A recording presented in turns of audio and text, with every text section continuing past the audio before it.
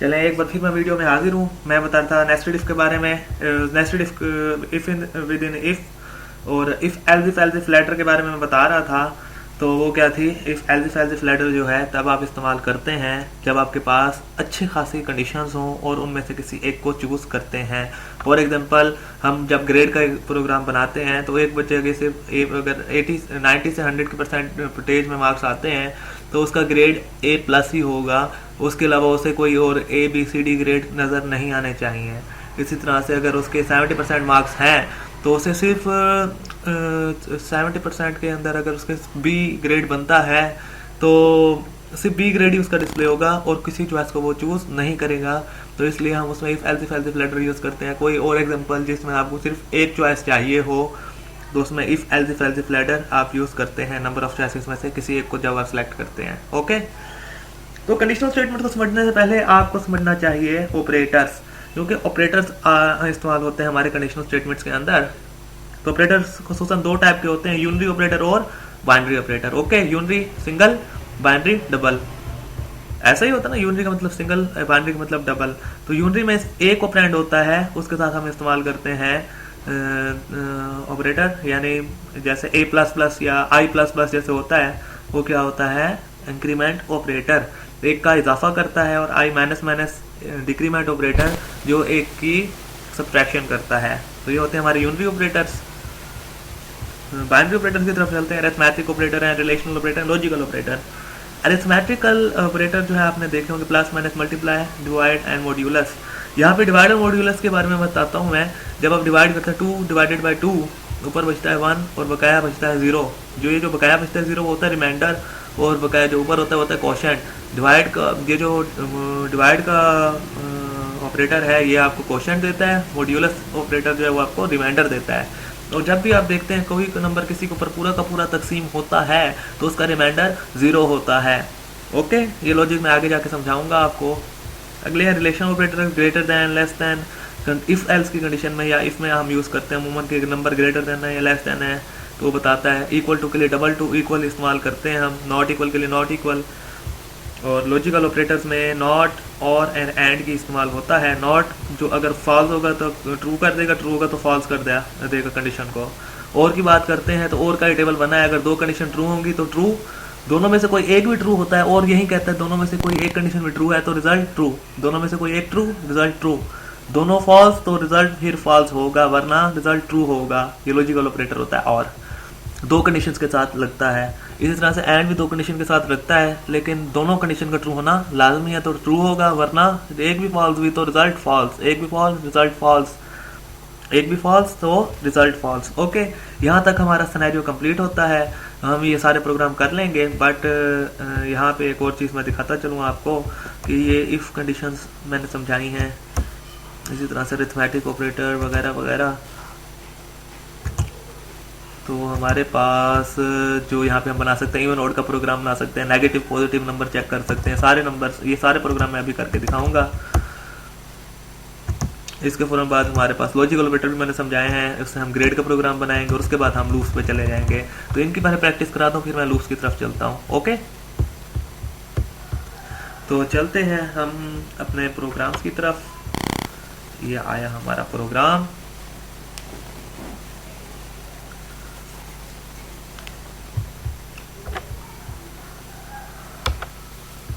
Open नहीं करना, बल्कि आपको मैंने न्यू प्रोग्राम बना के देना है। न्यू प्रोग्राम हम बनाएंगे, F2 से इसे सेव करेंगे और इसका नाम कोई भी रख सकते हैं, video.c, क्योंकि वीडियो बना रहा हूँ मैं। अच्छा, सबसे पहले हम मेन लिखते हैं, ऐसा ही होता है।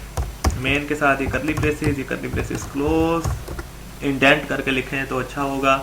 सबसे पहले मैं कौन सा प्रोग्राम बनाना चाहूँ, रिजल्ट कार्ड वाला। जल्दी आपको मैं सिर्फ ओवरव्यू दे रहा हूँ कि रिजल्ट कार्ड है तो आपको इंटीजर इनपुट लेनी पड़ेगी, साफ ज़ाहिर है, या फ्लोट की इनपुट लेनी पड़ेगी सब्जेक्ट्स के नंबर्स की। कुछ इस तरह से आप बना सकती हैं, int sub1 subject 1 is equal to 0। इसको यहाँ पे 0 रख लेंगे।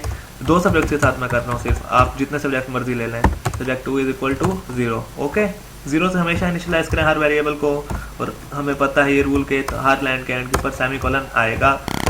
इसके फौरन बाद आप यूज़ कर लें, क्योंकि वेरिएबल हमेशा इनिशियलाइज ऊपर करेंगे और उसके बाद फिर हम यूज़ करेंगे क्लियर डिक्लेयर ऊपर करेंगे क्लियर स्क्रीन, उसके बाद हम यूज़ करते हैं वेरिएबल हमेशा ऊपर डिक्लेयर होते हैं, उसके बाद क्लियर स्क्रीन यूज़ करते हैं। फिर हम यहाँ पे आते हैं कि इनमें इनपुट अगर लेनी है तो सबसे पहले प्रिंट ऐप करके दिखाता हूँ कि प्रिंट ऐप डिस्प्ले करा लें यूज़र को कि भाई इनमें इनपुट ले लें। Inter marks of subject 1, okay, inter marks of subject 1। तो स्कैन एफ हम कर लेंगे,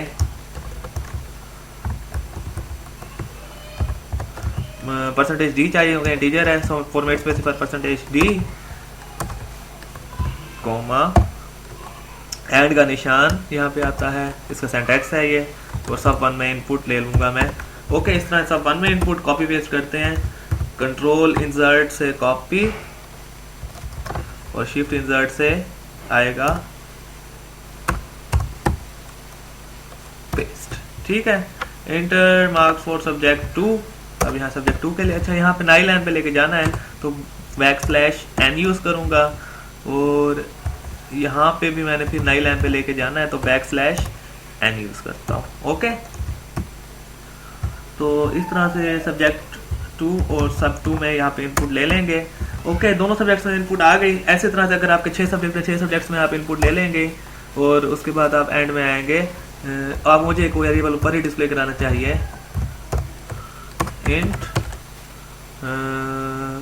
टोटल मार्क्स और ऑब्टेन मार्क्स होते हैं, OBT marks is equal to 0। तो ऑब्टेन मार्क्स वो होंगे जो इन सब का टोटल होगा, इन तमाम सब्जेक्ट्स के मार्क्स का, ये जो मार्क्स मैंने इनपुट कराए हैं।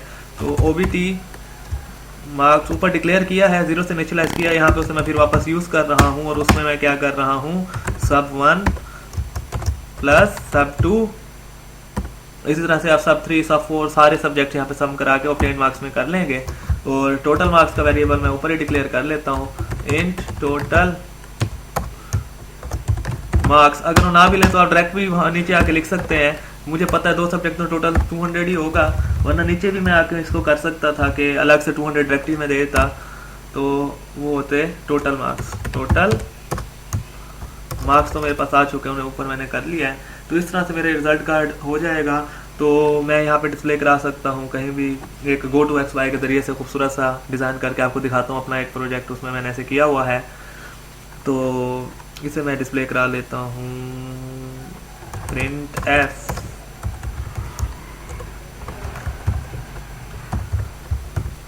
ऑब्टेन मार्क्स को डिस्प्ले कराना है, your score is OBT marks. अभी मैं थोड़ा डिस्प्ले ओबीटी मार्क्स यहाँ पे नहीं आएगा, बाहर आएगा ओबीटी मार्क्स, और यहाँ पे मैं लिख लूँगा परसेंटेज डी। जहाँ पे डिस्प्ले कराना है उसे हमेशा परसेंटेज डी वहीं पे लिखते हैं, जहाँ पे भी हम जो भी वेरिएबल डिस्प्ले कराते हैं। मैं यहाँ पे चाहता था यूर स्कोर इज ये ऑब्टेन मार्क्स का जो वेरिएबल है उसे डिस्प्ले कराना चाहता था, ओके।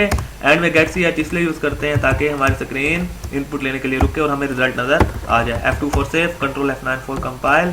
एक एरर आया, क्या एरर आया, total marks is assigned a value, नहीं ये वाला नहीं, क्लियर स्क्रीन के स्पेलिंग गलत है, CLR SCR, वही मैं कह रहा हूँ, मैं कभी गलती नहीं करता, शायद जल्दी में मिस्टेक की है, CLR SCR, ओके।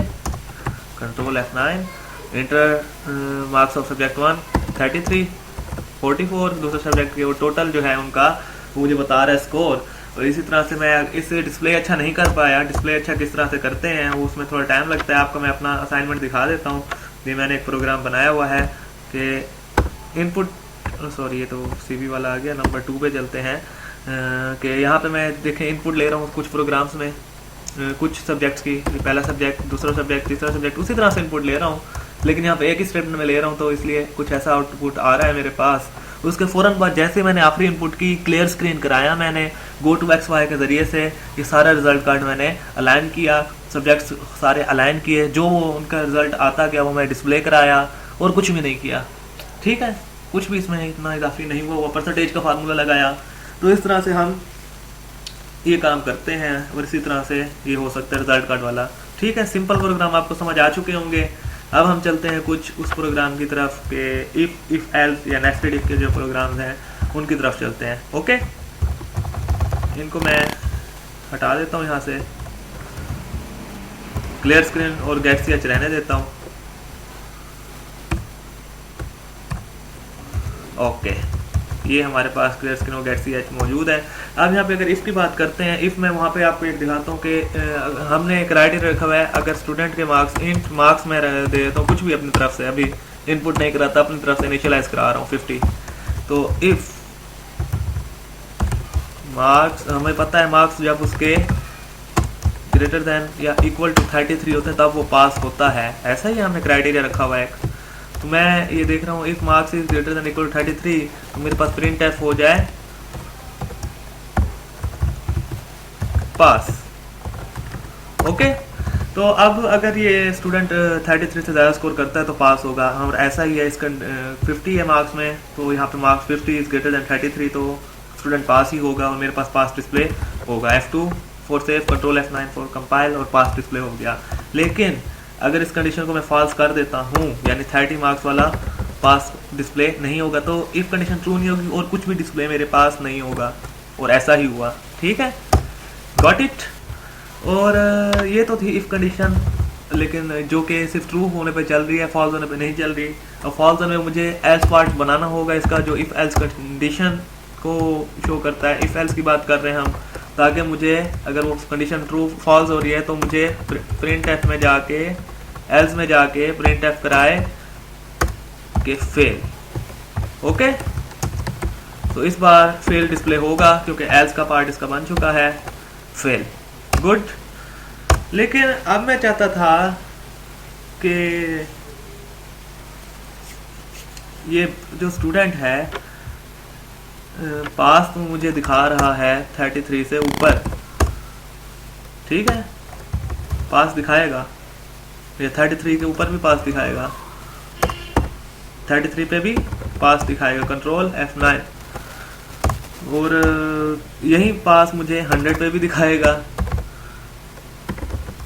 तो मैं चाहता हूँ कुछ ऐसा हो जाए कि 33, जब इसका पूरे पूरे 33 मार्क्स हों तो उस पर वो कहे कि अल्लाह अल्लाह करके पास हुए हो।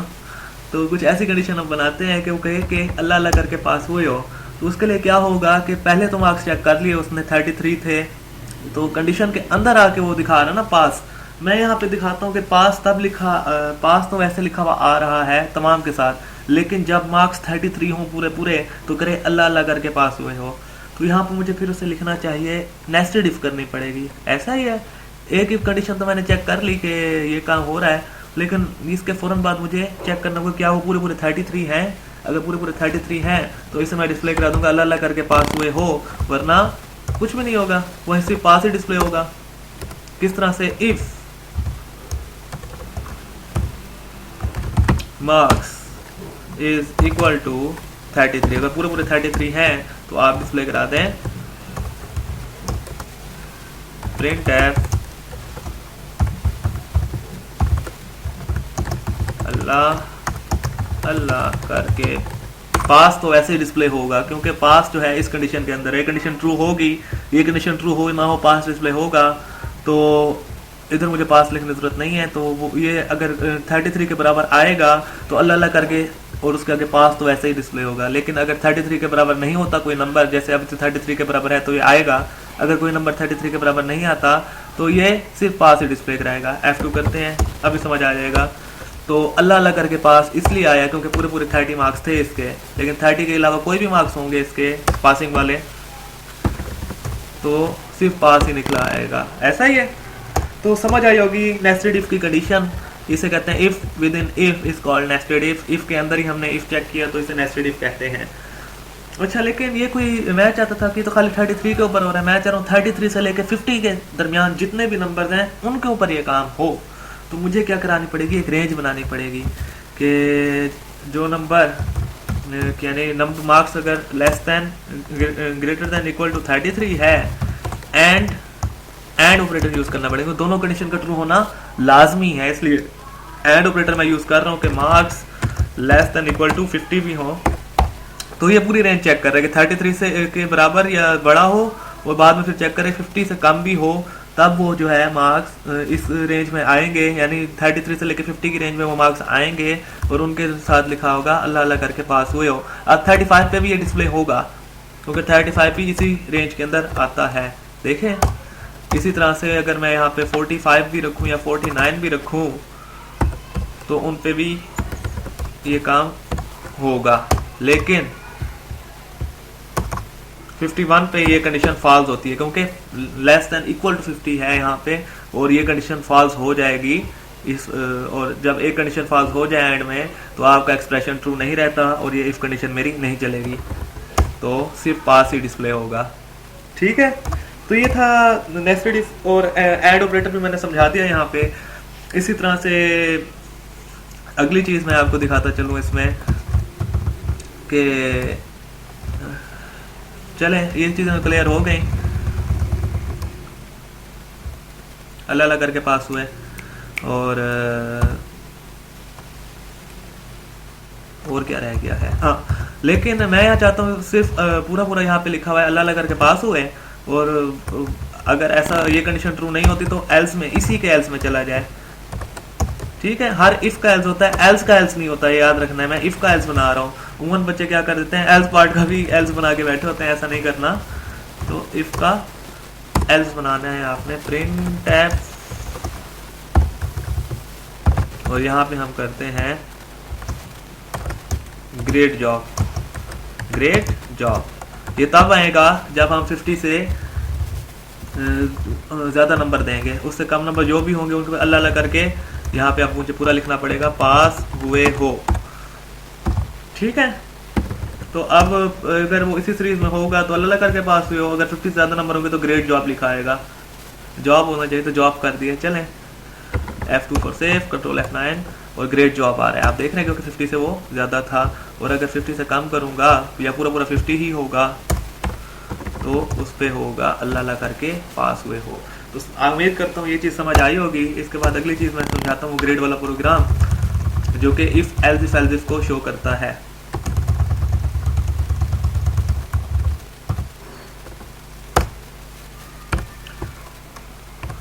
बल्कि अभी वीडियो बहुत हो चुकी है, मेरे ख्याल से इस वीडियो को रोक लेना चाहिए। मैं अभी आपको इसके बाद समझाता हूँ, अगली वीडियो में समझाता हूँ।